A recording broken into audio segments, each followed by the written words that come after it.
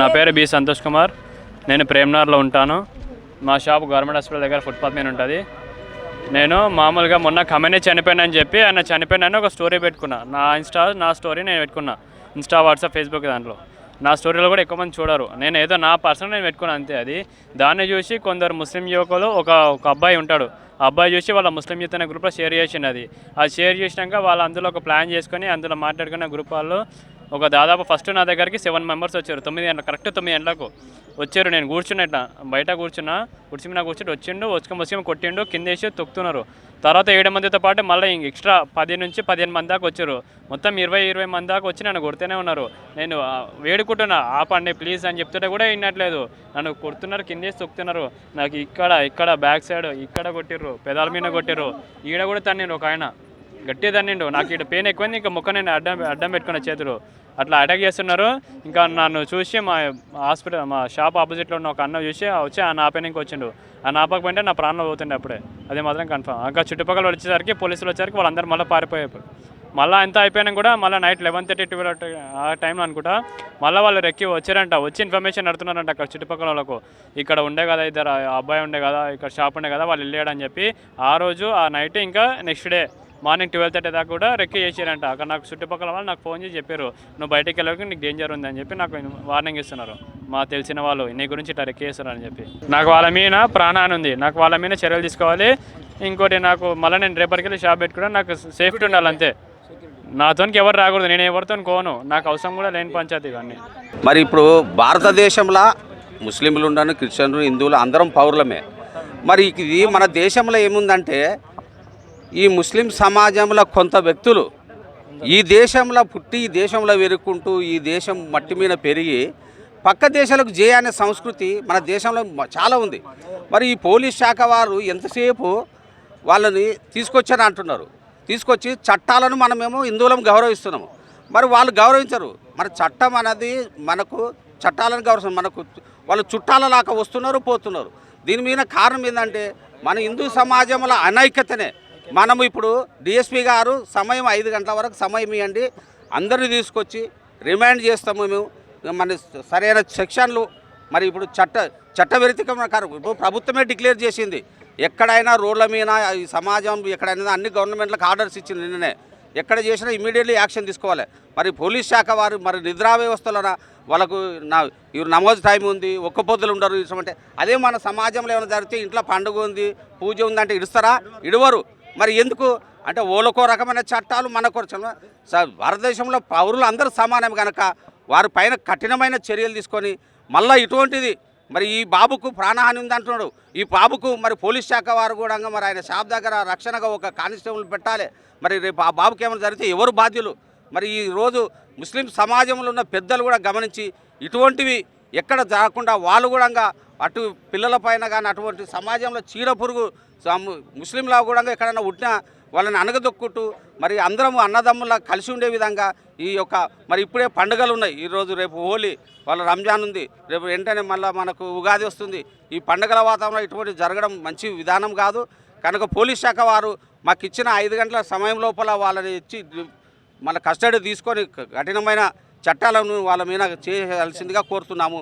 చేయని పక్షంలో ఉంటే మేము కార్యాచరణ చేసి ఇక్కడనే అందరము ఈ పోలీస్ స్టేషన్ని ముట్టడించుకుంటూ మరి మా యొక్క అంత హిందూ సమాజం ఒక్కసారిగా 5 తర్వాత మళ్ళీ ఇక్కడ రావాల్సిందిగా కోరుతున్నాను. 2 గంటల లోపల తెచ్చి అరెస్ట్ చేస్తామన్నారు. చేయకపోతే మేము రేపు హోలీ పండుగ కూడా మేము పక్కకెట్టి మరి ధర్నాలు చేయడం కానీ, బంద్ ప్రకటించడం కానీ ఏదన్నా కార్యాచరణకి వెళ్తామని హెచ్చరిస్తున్నాము. పోలీస్ శాఖ వాళ్ళ మీద 307 చట్టపరంగా కేసులు బుక్ చేసి వెంటనే వాళ్ళని రిమాండ్ పంపాల్సిందిగా అన్ని సంఘాలు ఏకమైతే ఈరోజు హిందూ సమాజం అంటే ఏదో చేతగంతనం అనుకున్నారు. ఈరోజు వాళ్ళని అరెస్ట్ చేయకపోతే ఎట్లుంటుందో పరిస్థితి పోలీస్ శాఖనే తర్వాత చూస్తారని తెలియజేస్తున్నాను. సంతోష్ అనే బాబుని 7 మంది పనికి మాలిన ఎదవలు ఏదో ఉద్దేశం అంటే మన దేశానికి సంబంధం లేనటువంటి విషయం, ఆయన ఇంట్లో పరిస్థితులు ఎట్లున్నాయో తెలియదు అని, కానీ ఏదో దేశంలో ఎన్నో గొడవ అయితే ఈడ వాడు పెట్టుకున్నాడు, స్టేటస్ పెట్టుకున్నాడు, ఫేస్బుక్లో పెట్టుకున్నప్పుడు కింద కామెంట్ పెట్టడానికే ఆప్షన్ ఉంటుంది. నచ్చినోడు పెడతాడు, ఎవడైనా పెడతాడు. నీకు నచ్చలేదు ఏం చేయాలి? పోలీస్ స్టేషన్లో వచ్చి కంప్లైంట్ ఇవ్వాలి. నీవేం చేసినావు? చట్టాన్ని చేతులకు తీసుకున్నావు. ఏం జాగిరా ఇది? ప్రజాస్వామ్యం మేము ఉల్టైతే చట్టాన్ని ఎవరు కూడా చేతులకు తీసుకోవద్దు. చాలా జాగ్రత్తగా చెప్తున్నా, చట్టాన్ని ఎవరు కూడా చేతులకు తీసుకోవద్దు. పోలీస్ కేసు పెట్టాలి, నీకు నచ్చలేదు పోలీస్ కేసు పెట్టాలి. దాని ప్రకారం ఏది కేసు అవుతుందో ఆ కేసుకు అర్హుడవుతాడు ఆ పిల్లగాడు. 7-8 మంది పోయి చట్టాన్ని చేతులకు తీసుకొని ఒక పిల్లగాని కొట్టిర్రు అంటే ప్రజాస్వామ్యం ఏమైనట్టు? ఈడ గవర్నమెంట్ దీన్ని చాలా సీరియస్గా తీసుకోవాలి. ఇటువంటివి పునరావృతం కావద్దు. దేశానికి సంబంధించిన విషయం ఇది. ఎన్నో దేశంలో ఎవరో పోతే మీకేం సంబంధం? మీరు వాళ్ళకి వక్తాసా? దయచేసి నేను చెప్తున్నా, అందరికీ చెప్తున్నా, భారతదేశంలో మనం అందరం భారతీయులం. అందరం ఒకరికి ఒకరము సహకరించుకోవాలి, ఒకరిని ఒకరు గౌరవించుకోవాలి. అవి చెడిపోయిన రోజున అందరికీ ప్రాబ్లం అవుతుంది. అది దయచేసి గుర్తు పెట్టుకొని ప్రశాంతంగా, ఎవరైతే వాడు తెలిసి చేసినా తెలియక చేసినా, నేను చెప్పిన డిఎస్పీ గారు చెప్పారు, నిన్ననే 7 మందిని తీసుకొని వచ్చినాము, వాళ్ళని లోపల పెట్టినాము, వాళ్ళ మీద కేసు నమోదైందని చెప్పాడు. వాళ్ళు అన్నోన్ పర్సన్స్ అని కాదు, తీసుకొచ్చినాక అన్నోన్ పర్సన్స్ ఎట్లయితారు? ఆధార్ కార్డు లేకపోతే ఇండియాలో ఎట్లుంటాడు? వాన్ ఆధార్ కార్డు జత చేయాల్సిందే. ఇంకోసారి ఇటువంటి బ్యాచ్ ఎవరైతే ఉన్నారో వాళ్ళందరినీ కూడా ఖచ్చితంగా, వాళ్ళందరికీ కూడా ఇది గుణపాఠం కావాల్సిందే. సంతోష్ అనే ఈ వ్యక్తి మీద షాప్ చుట్టుముట్టు రిక్కీ నిర్వహించిరట. ఇంకా రిక్కీలు నిర్వహిస్తే ఎవరికెవరం సంతోషంగా ఉండలేం. రిక్కీలు నిర్వహించే పద్ధతి పోవాలి. అందరం చాలా పీస్ఫుల్గా ఉండాలి, అందరు పండుగలు అందరం చేసుకోవాలి, జాగ్రత్తగా ఉండాలి.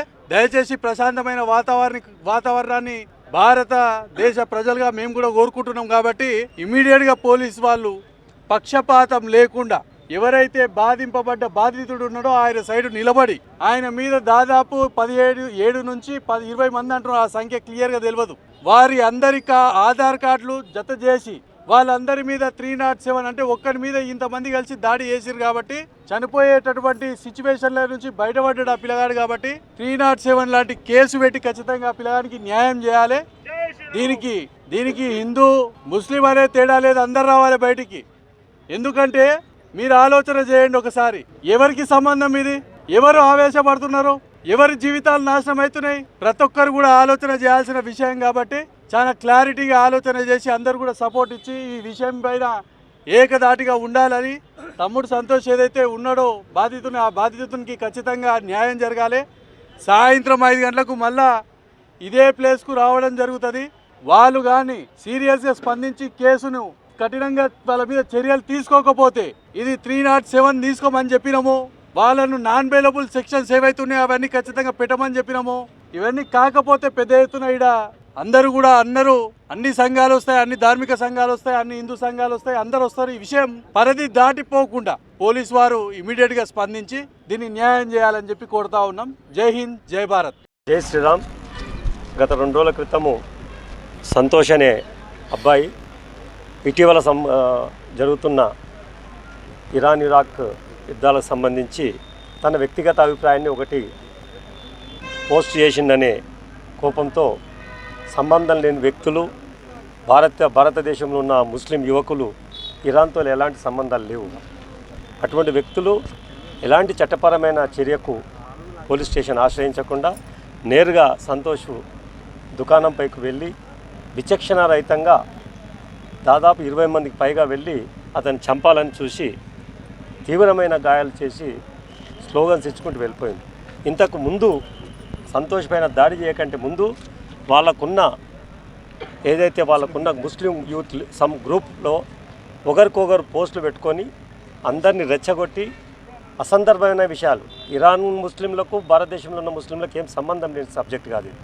అసలు పిలుచుకొని ఒకరినొకరు రెచ్చగొట్టుకొని పిలుచుకొని పైశాచిక ఆనందం పొంది పిల్లవాడిని కొట్టి మళ్ళీ ఈ పిల్లని తీవ్రంగా కొట్టిన తర్వాత ఆ పిల్లవాడిని పోస్టులు మళ్ళీ మేము ఇట్లా కొట్టినాము అని చెప్పి పైశాచిక ఆనందం పొందుతూ మళ్ళీ వాళ్ళ గ్రూప్లో మళ్ళీ పోస్ట్ చేసుకొని సెల్ఫీలు పెట్టడము, దాన్ని ఒక ఇన్స్టాగ్రామ్లలో పెట్టడం, స్టేటస్లో పెట్టుకోవడం చేసిండు. అయితే బాబు వెంటనే వచ్చి ఇక్కడ పోలీసులకు కంప్లైంట్ ఇచ్చిండ్రు. అయితే బాబు ఇచ్చిన కంప్లైంట్ తన మనసులో బాగా భావోద్వేగంగా ఉన్నాడు, భయపడ్డాడు. కాబట్టి చాలామందిని గుర్తుపట్టే పరిస్థితులు లేడు. గుర్తుపట్టిన కాదు తన నెంబర్ చెప్పిండు, పక్కన ఉన్న వాళ్ళు కూడా చెప్పిండ్రు. వీళ్ళు ఈరోజు మనం డిఎస్పీ గారిని, సిఐ గారిని సంప్రదించినాం. అయితే నిన్ననే వాళ్ళు కొంతమంది వచ్చి వారిని ఏదో కేసు పెట్టిన తర్వాత వాళ్ళను స్టేషన్ బెయిల్ తీసుకొని పోయిందని చెప్పి ఒక సమాచారం అందింది. స్టేషన్ బెయిల్ కాదు, ఇది భారతదేశంలో జరిగే ఇప్పుడు సెన్సిటివ్ ఇష్యూ లోపల ఇటువంటి దేశద్రోహం కిందికి వస్తుంది. ఆ ముస్లిమ్స్ అనేది వాళ్ళు భారతదేశ ముస్లిమ్స్, వాళ్ళు ఇక్కడున్న వాళ్ళ యొక్క కాన్స్టిట్యూషన్ కిందికి వస్తారు తప్ప ఇరాన్ కాన్స్టిట్యూషన్ కిందికి రారు. వాళ్ళ అభిమానం ఏమన్నా వ్యక్తిత్వపరచాలనుకుంటే వాళ్ళు బయటకు వచ్చి వేరే రకంగా చేయాలి, ప్రజాస్వామ్య పద్ధతిలో చేయాలి, కానీ ఇట్లా చేయకూడదు. కాబట్టి ఇక్కడ మనమంతా కూడా ఈరోజు ఏం డిమాండ్ చేసినామంటే, వాళ్ళను పిల్లలందరూ కూడా ఆవేశాలు ఉంటాయి, తప్పు వాళ్ళే చేసిండ్రు, వాళ్ళే మళ్ళీ వచ్చి పోలీస్ స్టేషన్ దగ్గర ఒత్తిడి చేసినట్టు తెలిసింది. అలాంటి ఒత్తిడిలకు తలొగ్గకుండా ఈరోజు సాయంకాలం 5 గంటల వరకు వాళ్ళను నిందితులను వాటిని మళ్ళీ పోస్ట్ చేసి పైశాచిక ఆనందం పొందిన సంతోష్ పైన మళ్ళీ అతను సంతోష్ని అనుసరిస్తున్నారు కూడా, ఇంకా ఆయన షాప్ దగ్గరికి వెళ్తున్నారు, మళ్ళీ ఒకసారి దాడి చేయండి. ఇవన్నీ ఉన్నాయి, ఇటువంటి డేంజర్స్ ఉన్నాయి. కాబట్టి సాయంత్రం 5 గంటల వరకు వాళ్ళను మనము తీసుకొచ్చి కస్టడీలో పెట్టి రిమాండ్ చేయాలి. ఖచ్చితంగా అటెంప్ట్ మర్డర్ కేసు బుక్ చేయాలని చెప్పి మనము డిఎస్పీ గారికి, సిఐ గారికి డిమాండ్ చేయడానికి